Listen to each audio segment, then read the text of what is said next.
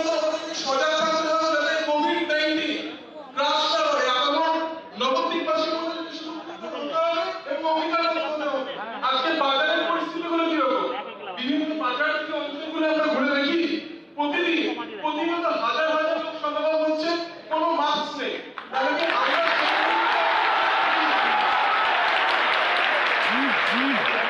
আমাদের যারা প্রশাসক মন্ডলী, প্রশাসনের যারা আধিকারিকরা রয়েছে, আপনার কাছে আমার অনুরোধ, কাইন্ডলি একটুখানি আমাদের কিভাবে চলবো, আমরা বাইরে থেকে যারা যাত্রীরা আসবে সেক্ষেত্রে আমাদের রোল কি হবে?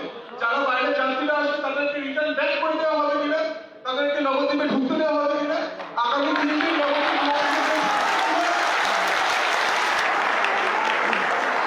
সেই বিষয়ে আলোকপাত করবে। কারণ নির্দিষ্ট লক্ষ্য হচ্ছে যে কোভিডটা হারানো। আশা করি এখানে যারা যত বারবারই কমিটি আছে প্রত্যেকে বদ্ধপরিকর, প্রশাসনের সঙ্গে হাতে হাত মিলিয়ে কাজ করা। প্রশাসন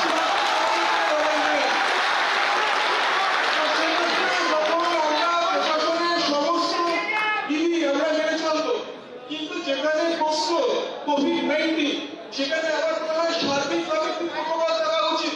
বারবারগুলো কমিটি শুধু একদম প্রসেশন হবে না, প্রসেশন হলে প্রচুর মানুষের সমাগম হয়। সেক্ষেত্রে এবং হাইকোর্টের ডিসিশন রয়েছে, অর্ডার রয়েছে যে long procession should not be allowed. আমরা কেউ হাইকোর্টের অর্ডারকে অমান্য করে কিছু করার কথা ভাবতেই পারি না। ল গাইডিং সিটিজেন হওয়ার কথা বলে আমরা নবম করার কথা বলতে পারি না, কিন্তু আমরা জানতে চাইছি এখানে দাঁড়িয়ে যে কনফিউশন তৈরি হচ্ছে হাইকোর্টের অর্ডার। হ্যাঁ, তো সেক্ষেত্রে একটু কাইন্ডলি বলবেন বাইরে যারা যাত্রীরা আসবে সেখানে। আর আরেকটা জিনিস আমাদের আপনার কথা মিস্টার শাহ, আমি আপনার কথা শুনেছি, আর আশা করছি শুনেছি আরেকটু বলছে একটু প্লিজ আসতে আপনারা বলতে দিন আসতে। আমাদের ল অ্যান্ড অর্ডার মেইনটেইন করার জন্য শুধুমাত্র আমার একটা দৃশ্য আমাদের মার্জনা করবে আপনার একটা রয়েছে জাস্ট ইনকুইজিটিভনেস থেকে প্রশ্নটা করা। আর সেটা ল অ্যান্ড অর্ডার মেইনটেইন করার জন্য আমার মনে হয় বাইরে থেকে অনেক ফোর্সেস থাকবে, তাহলে সেক্ষেত্রে কি তাদের কোভিড টেস্ট করানো হচ্ছে?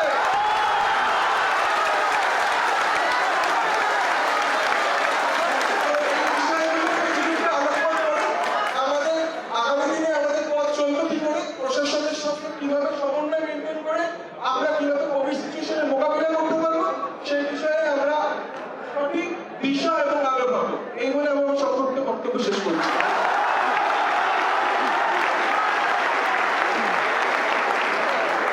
আর কেউ কিছু বলবেন? আমি আপনার বক্তব্য আসছি, অনেক করুন আছে। আর কেউ কিছু বলবেন দাঁড়ানোর পক্ষ থেকে? আসতে ভাই, চেঁচালে হবে না প্লিজ, এটা একটা কোঅর্ডিনেশন মিটিং। হ্যালো স্যার, আমি ছোটবেলা থেকে পুলিশকে খুব রেসপেক্ট করি। কোন বারোয়ারি, কি নাম? এলিয়ান ক্লাব, ভগবতী মালদপাড়া, নাম Sandip Ghosh. Alien? Alien club sir, ছোট থেকে স্যার আমি পুলিশকে খুব রেসপেক্ট করি। কোভিড-19 এই মারণ ভাইরাসে নিজের ভাই পর্যন্ত পাশে কাটলে সরে যায়, সেই ক্ষেত্রে আপনারা আমাদের পাশে দাঁড়িয়েছেন, ঠিক আছে। বাট আমাদের নবদ্বীপে বাজনা হবে না, আমরা মেনে নিচ্ছি, ওকে। বাট পূর্বস্থলীতে আরো যে বাজনা হয়েছে আপনি কমেন্ট করলেন, আপনি বললেন পাশের বাড়ির ছেলে বিড়ি খেলে, আমি তো আমার ছেলেকে বলবো, পাশের বাড়ির ছেলেকে বলবো না, আমার ছেলে বিড়ি খেলে বলবো। স্যার এটা বিড়ির নেশা না, কোভিড-19। এটা বিড়ির নেশা নয়, এটা কোভিড-19। এখানে অনেকে আছে যারা পূর্বস্থলী আরো দেখতে গেছে, এখানে অনেকে আছে যারা কাটোয়াতে গেছে, এখানে অনেকে আছে যারা শান্তিপুরে গেছে, এখানে অনেকে আছে এমনকি কানপুর, এমনকি আচ্ছা ঠিক আছে, এমনকি ভাই এক্সকিউজ মি, আপনার বক্তব্যটা বলুন। আপনি উত্তেজিত হয়ে যাচ্ছেন, আস্তে আস্তে শুনছি। ঠিক আছে তো স্যার, প্রতিনিয়ত কাটোয়াতে যদি বাসটা এসে থাকে, আমরা জানি এসেছে, তো ওখানে কোভিডের লক্ষণ অবশ্যই হয়েছে, যেহেতু বাইরে থেকে বাস না আসলে হবে, তো সেখানকার মানুষ নবদ্বীপে আসতে পারছে, ট্রেন চালু আছে, এখানকার মানুষ ওখানে যাচ্ছে, সেক্ষেত্রে কি বলা হচ্ছে এখানে? ওখানে বাস না আসলে আমাদের কি করোনা হবে না? এখানকার লোক ওখানে গেলে আমাদের কি করোনা হবে না? ওখানকার লোক আমাদের এখানে এসে ঠাকুর দেখলে তাদের কি করোনা হবে না? বাসটা বন্ধ থাকলে সব জায়গায়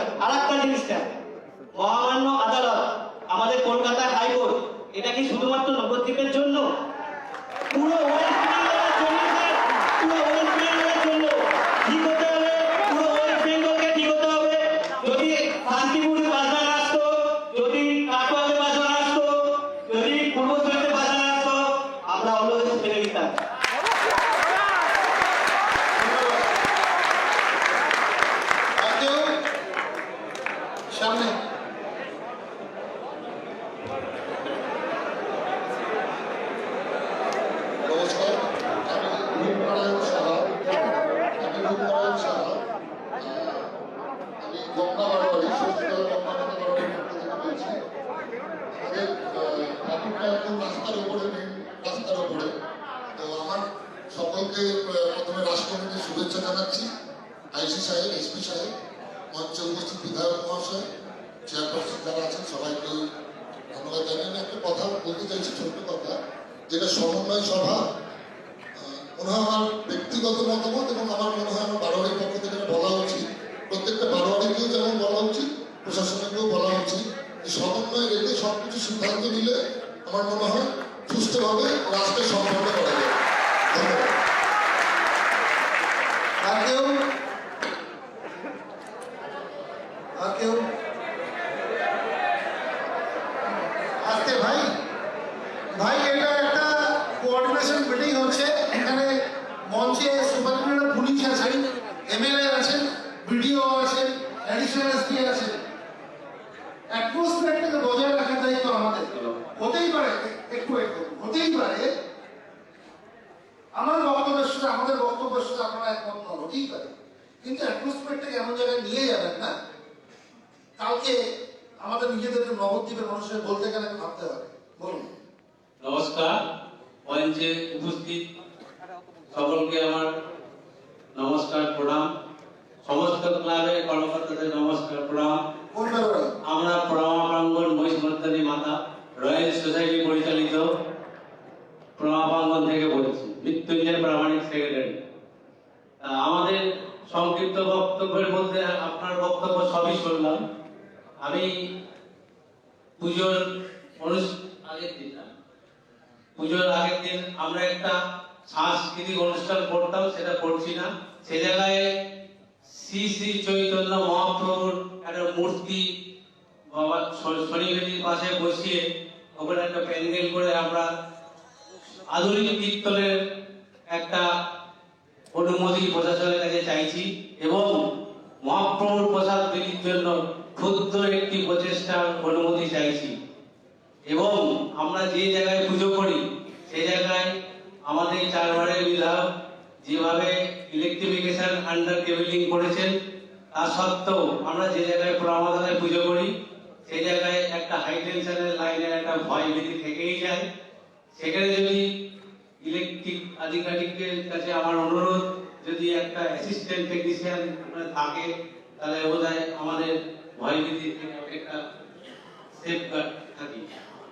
এবং আপনি যেটা বললেন রক্ষা আধিকারিক মহাশয়, যে আড়ন হবে না, নবমী হবে না, কিন্তু আমার মনে হয় 1 তারিখ মঙ্গলবার কিছু ঐতিহ্যপূর্ণ ঠাকুরকে আলোচনার প্রেক্ষিতে অনুমতি দেওয়া হোক। এই এত বৈচিত্র্যময় ঠাকুর এবং এত ব্যয়বহুল ঠাকুর, যারা নাকি সকাল 10টা থেকে 4টের মধ্যে মৃদু বাজনার মাধ্যমে বিসর্জনে করতে পারে, এটা মনে হয় একটা সুস্থ চিন্তাধারার ভালো দিক।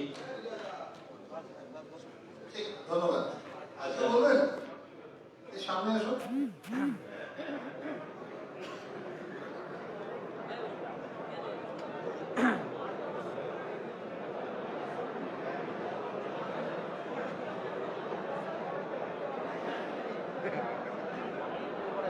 আমি রণকালী বাংলাদেশ থেকে রণকালী নগর বাংলাদেশ থেকে বলছি। আমার নাম অশোক মালাকা। আপনাকে 2-3টে প্রস্তাব দিচ্ছি। 1 নম্বর হচ্ছে রাধাবাজার মুখ থেকে পোড়ামাতলা আমাদের একদম রোডের ঠাকুর, ওখানে যদি বোথ সাইড যাতায়াত করে তাহলে প্রচন্ড ভিড় হয়। সেটা আপনি দেখবেন ওখান দিয়ে সিঙ্গেল দিয়ে করে দিতে। আর দ্বিতীয়টা হচ্ছে আমাদের ঠাকুর রাত্রিরে নামাতে হবে। রাত্রিরে না নামালে নবদ্বীপের প্রশাসনের অনেক বিঘ্ন ঘটে। আর যেহেতু বিঘ্ন ঘটে, আমরা এবার সকাল বেলায় বিসর্জন দিয়ে দেবো। ওই রোডের মধ্যে অনেক প্যান্ডেল থাকে, প্যান্ডেল খোলা না হলে কিছু কিছু প্যান্ডেলে যদি আমাদের পাড়ারই কিছু থেকে যায়, ওখানে আমাদের হোটেল করে। আর দ্বিতীয় নম্বর, আপনি যেটা বলেছেন যে বড় সমাজ করেছে, আমরা আগেই ডিসিশন নিয়ে নিচ্ছি। বড় সমাজ থেকে রণকালী তলায় প্রচুর পাটাগুলি হয়। পাটাগুলি আমাদের আমরা ওখানে পাটাগলি করবো না, ভোগ বিতরণ করবো না, ঠাকুর আমরা সব ছোট করেছি। আপনি সেদিনকে রিকোয়েস্ট করেছেন, তার জন্য আমরা সব ঠাকুর ছোট করেছি। আর আপনি এইটা দেখবেন, আপনার লিস্টে দেখবেন আমাদের বারোতে 4টে করে পুলিশ পট্টিং করা হয়। আমাদের ঠাকুর মায়ের গলায় অনেক অর্নামেন্ট থাকে। আর এবার যেহেতু ঠাকুর ছোট হয়েছে, অর্নামেন্ট আপনার যখন তখন চলে যেতে পারে। আর আমি কাউকে ছোট করছি না, এই কোভিড-19 যারা উপলব্ধি করেছে তারাই বুঝবে। কোভিড-19-তে আমার 3জন মারা গেছে, উলবেড়িয়া দেখবেন টিভিতে দেখিয়েছিল। আর আমি কারোর বাচ্চা হোক, আমিও এখনো বাচ্চার পক্ষ আছি, কিন্তু যেহেতু আমার ঘা আর যেহেতু ঘা নিয়ে এখনো আমার 68 বছর বয়স, মানে নন্দদায় বলি যখনই লাগবে রাত্রি 1টা হলে বলি। আর যে কোভিড-19 আমার 4টে রোগী আছে, সুগার আছে, হাই প্রেসার আছে, কিডনি আছে, আইবাস আছে। ধন্যবাদ আপনাদের বিশেষ ভাবনার জন্য, ধন্যবাদ। পুলিশ চেয়ারম্যান আপনাদের ঠাকুরের গয়নার জন্য যেরকম থাকে এবারও থাকবে, এটা নিয়ে আপনাকে শুনি। আর কেউ বলবেন? এখানে এসো। আচ্ছা, এখানে বলার পরে আমি অনেকে যেগুলো বলেছেন সেগুলো আমি একটু উত্তর দিয়ে কোর্স করতে চাইছি। হ্যালো, আমি ফাঁসিতলা ঘোষ দিদি কৃষ্ণকালী বাড়ির নগর থেকে বলছি, সুব্রত কুণ্ডু। আমি বলছি আমাদের দিকটা একটু নির্দিষ্ট করে দেবেন, কারণ আমি ফাঁসিতলা মোড়ের উপর যেহেতু আমাদের ঠাকুরটা হয়, যদি 1 তারিখে কাউকে আর্মের পারমিশন দেওয়া হয়, সেক্ষেত্রে আমাদের পুরো প্যান্ডেলটা খুলে নিতে হবে। সেটা তো সম্ভব হয় না। বিসর্জন মানে 2 তারিখ থেকে, মানে 1 তারিখ মানে যেটা নর্মাল আরনের দিন, কোনো বিসর্জন যদি না হয় তাহলে সুবিধা হয়, কারণ তাহলে আমাদের ঠাকুরটাকে পুরো খুলে ফেলতে হবে, আলগা থাকবে। সুতরাং বিসর্জনের দিনটা ঠিক করার সময় এটা খেয়াল রাখবেন যে আরনের দিন কোনো ঠাকুর বিসর্জন হচ্ছে কিনা, তাহলে স্পেসিফিক্যালি আমাদের জানিয়ে দেবেন। কারণ আপনি বুঝতে পারছেন আমাদের ফাঁসিতলা একদম মনের মাথায় ঠাকুরটা হয়, ঠিক আছে? ওই যে বললো রণকালী যে আগে যাবে, তার জন্যই কথাটা তুললাম। রণকালী যদি 1 তারিখে যায়, সত্যি কথা যেতে পারবে, ফাঁসিতলা মোড় দিয়ে ফাঁসিতলা ঘাটে কিন্তু যেতে পারবে। আমাদের আমাদের 1 তারিখে বিসর্জন, আমাদের প্রপোজাল 1, 2, 3। এটা আপনাদের সাথে কথা বলে, আমাদের রাষ্ট্র কমিটি এর সাথে কথা বলে আমরা নির্ধারণ করব। কিন্তু যেই বারোয়ারি পুজোগুলো রাস্তার ওপরে, তাদেরকে কিন্তু 1 তারিখে করতেই হবে।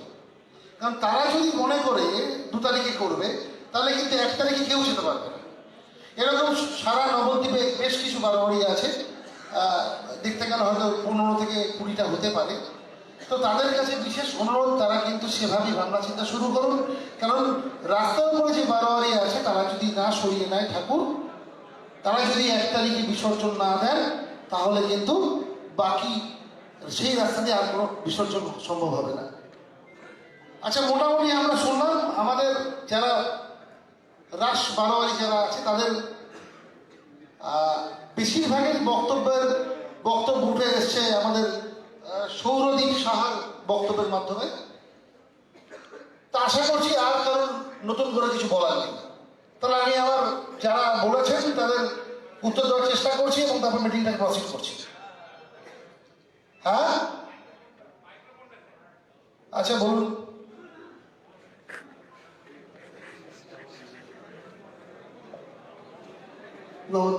নবদ্বীপ 5 মাথা মোড় রণচণ্ডী মাতা বারোয়ারি থেকে বলছি আমাদের যে রাসের 2 দিন আগে বা 1 দিন আগে প্রত্যেক বারোয়ারিতেই ছোট করে একটা সাংস্কৃতিক অনুষ্ঠান হয় বা প্রোগ্রাম হয়।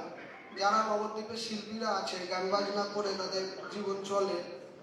বিগত 8 মাস ধরে তাদের তো কোনো কাজ নেই, তো এবার ওই প্রোগ্রামটাকে করা সম্ভব হবে? কি প্রোগ্রাম? সাংস্কৃতিক প্রোগ্রাম যেটা বলছি, বুঝতে পারি, বসুন। আমি পেছন থেকে যাচ্ছি। আপনারাও বলেছেন, পোড়ামাতলার ওখানকার রয়্যাল সোসাইটিও বলেছেন,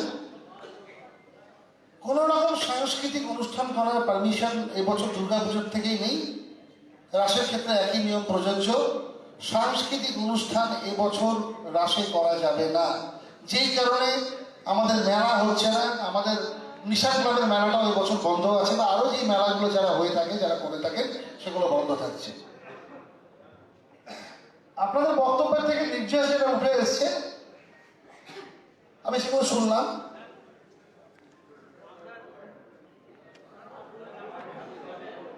চল মাইকটা নিয়ে যাও।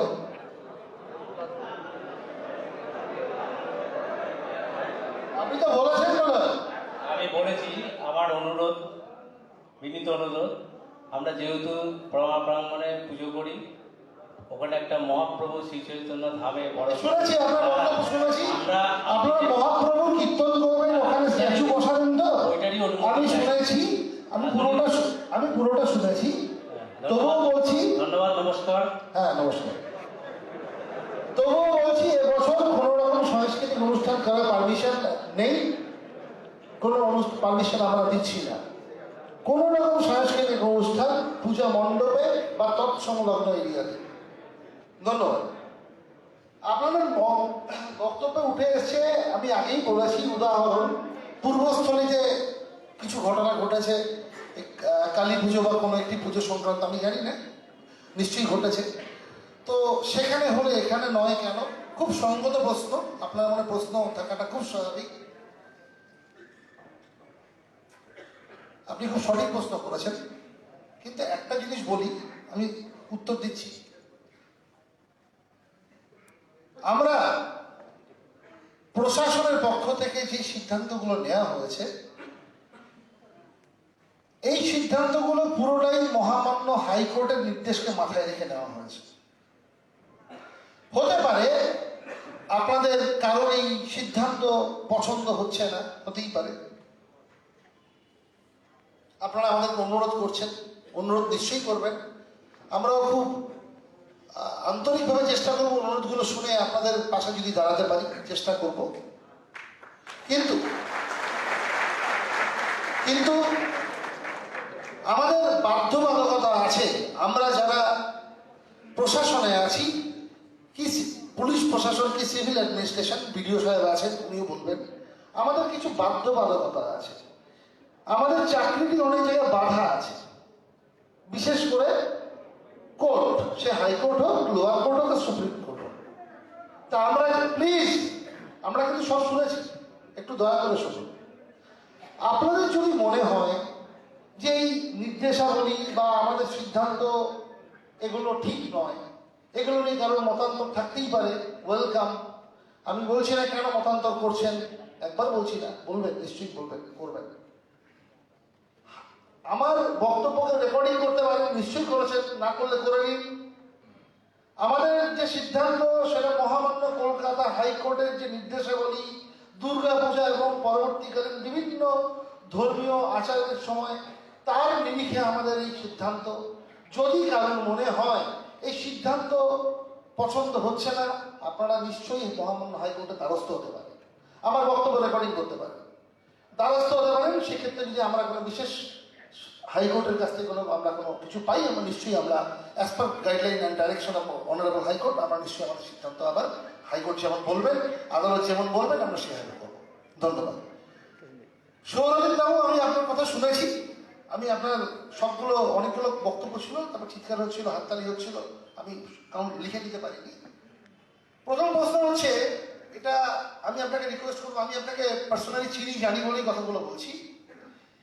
এটা হচ্ছে রাষ্ট্র কমিটির সমন্বয় সভা। I don't know where from you have come, anyway you are still welcome, no issue. আপনি কোন কমিটির কথা বললেন? So for my list, the committee you belong to, they have not been invited here. Still, once again, you are welcome. আপনার যা বক্তব্য আছে, আপনি লিখিত আকারে আপনার যে কি কমিটি আছে, ওনার আমি ধীরে মানে আওয়াজ শুনতে পেলাম না, আপনি লিখিত আকারে দিন। আমরা যদি সেটাকে কনসিডারেশনে নেওয়া সম্ভব হয়, মাননীয় এসপি সাহেব আছেন, আমরা নিশ্চয়ই এগুলো ভেবে দেখব।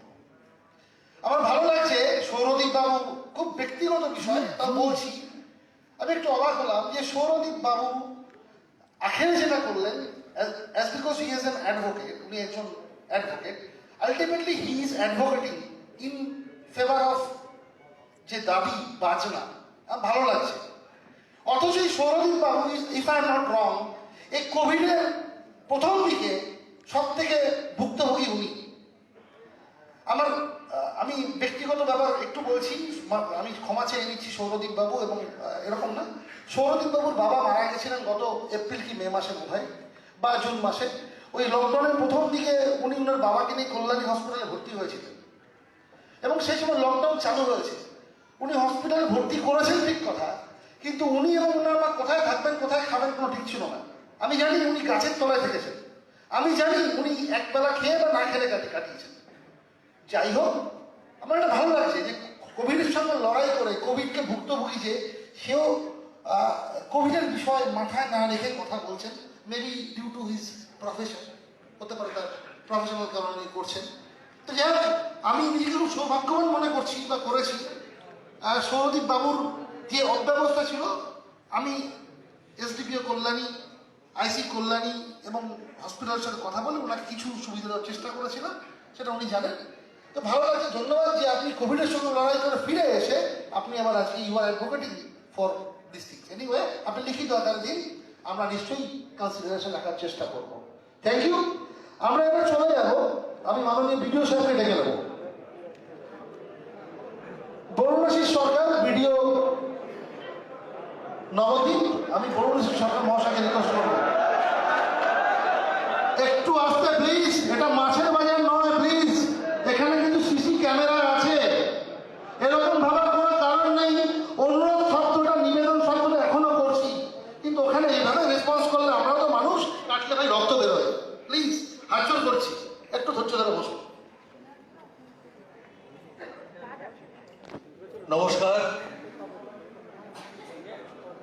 মহাপ্রভুর কৃপায় আজকে আমি আপনাদের সামনে, সারা পরিবার জুড়ে আমি আক্রান্ত ছিলাম। কেন মহাপ্রভুর কৃপায় বলছি জানেন? আমাদের একটি পরিচিত ফ্যামিলি আছে, পুরো পরিবার আক্রান্ত হয়েছে। বৃদ্ধ বাবা মা, দুটি বাচ্চা, একটি ছেলে একটি মেয়ে, স্বামী স্ত্রী, এরকম একটি ফ্যামিলি, টোটাল ফ্যামিলি হচ্ছে পজিটিভ।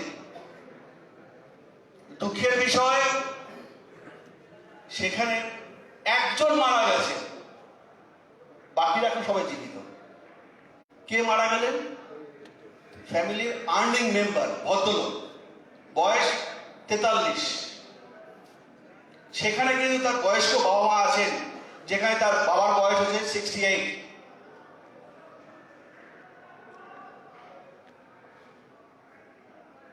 বাচ্চা, ছোট বাচ্চাটা আছে, সেটাও বেঁচে আছে। এতটা অনিশ্চিত এই করোনা ভাইরাসে যারা পজিটিভ। আমি অনেক শুনছি আপনাদের কথা। আমার সৌভাগ্য যে কর্মসূত্রে আমি নবদ্বীপে এসেছি। প্রত্যেকটা প্যান্ডেলে ঘুরেছি প্রথম বছর। একটা প্যান্ডেল থেকে একটা প্যান্ডেলের পার্থক্য, এত আয়োজন, এত বিভিন্নতা, এত মাথার চিন্তা ভাবনা করে তারা করে কাজটা করেছে, যেটা এখানে না আসলে সম্ভব না। আমি কেন সৌভাগ্য বলছি? অনেকে বাইরে থেকে আসে খরচা করে, আর আমি কর্মসূত্রে আমি এখানে এসেছি। আপনাদের প্রত্যেকের আয়োজন দেখে আমি অভিভূত। প্রত্যেক বছর যারা গত বছর করেছেন চেষ্টা করেন এবছর একটু অন্যরকম করব, আগের থেকে একটু ভালো করব। 3 বছর হতে চলেছে আমার এখানে। গত বছর আমি ঘুরেছি, দেখেছি, সত্যি রিমার্কেবল। এটা পৃথিবীর, বিশ্বে এই রাস পূর্ণিমা নবদ্বীপের নাম যাওয়ার যথেষ্ট কারণ আছে, কিন্তু তা সত্ত্বেও বলছেন এই রাস পূর্ণিমাটা আমাদের জন্য।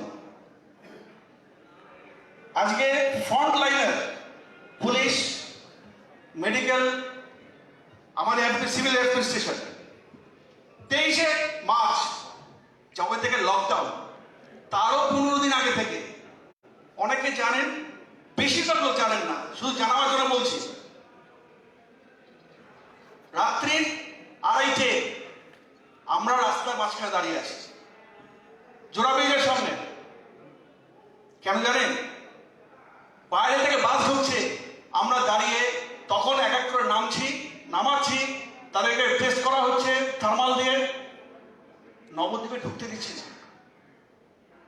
যদি তার মধ্যে কোনো সিমটম থাকে তাদেরকে সরিয়ে দিয়ে রুইপুকুরে ঢুকিয়ে দিচ্ছি আমরা। কাদের উদ্দেশ্যে? নবদ্বীপবাসীর উদ্দেশ্যে, যেখানে আমার কর্মস্থল। আমার দায়িত্ব যে এই নবদ্বীপ বাসিন্দা যাতে যত রকম সম্ভব সুরক্ষিত থাকে।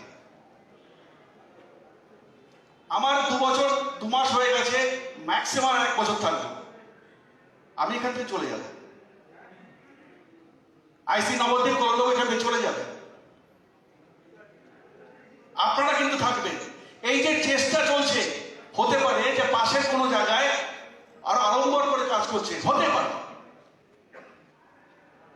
আমরা আড়ম্বর করব, কিন্তু আড়ম্বরের ধরনটা একটু পাল্টাবার চেষ্টা করা বলা হচ্ছে, যাতে আপনারা, আপনার প্রতিবেশী, আপনাদের আত্মীয় স্বজন প্রত্যেককে নিয়ে যেন সুদীর্ঘ বছর ধরে এরকম রাস উৎসব লোকের সাথে প্রতিস্থাপন করতে পারে। বাজনা নবদ্বীপের প্রত্যেক রাসের সঙ্গে অঙ্গাঙ্গি যুক্ত, ঠিক বলেছেন। আমি দেখে অবাক, এতগুলি ঢাক সমান তালে বাজিয়ে যাচ্ছে, সত্যি অভিভূত। তা সত্ত্বেও বলছি, কাদের জন্য করছি এটা? আমাদের লোকের জন্য করছি। একবার ভাববেন, যারা কম বয়স তারা তো করবেই, যারা কম্পারেটিভলি যারা একটু সিনিয়র, তাদের দায়িত্ব এই জায়গাটাকে, এই আবেগটাকে সঙ্গে নিয়ে তাদেরকে বুঝিয়ে এই রাষ্ট্র, আসন্ন রাষ্ট্রকে সেভাবে পালন করি। কারণ এই করোনা ভাইরাসের মধ্যে যতটা জেনেছি আমরা, তার থেকে অজানা অনেক বেশি।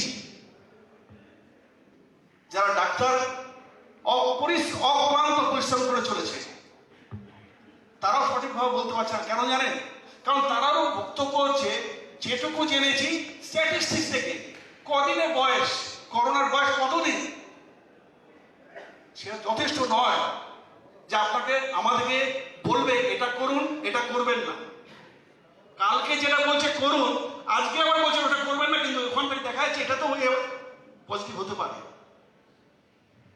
এরকম আমাদের কাছে নজির আছে, কোলের বাচ্চা পজিটিভ, মা নেগেটিভ, তাদেরকে বাধ্য হয়ে একসাথে রাখতে হয়েছে। 14 দিন পরে মহাপ্রভুর কৃপায় দুজনেই নেগেটিভ। আবার এরকম দেখা গেছে 29 বছর বয়স একটা বাচ্চা ছেলে, কোন রকম কোমরবিডিটি নেই, কোন রকম অসুখ নেই, সুগার নেই, হাই প্রেশার নেই, কিচ্ছু নেই, মারা গেল। এরকম দেখা গেছে যে পেশেন্ট ঢুকছে, তার কিডনির কোনো প্রবলেম নেই, ঢুকলো, কয়েকদিনের মধ্যে ফেলিয়ার। বেশি দূরে না, আমাদের সামনেই আছে। প্রত্যেককে অনুরোধ, আমরা যা করব একটু ভেবেচিন্তে এগিয়ে করি, যাতে আমরা যে সুন্দরভাবে রাস সবার কাছে প্রতিস্থাপন করছি, যাতে ভবিষ্যতে আরো ভালোভাবে করতে পারি।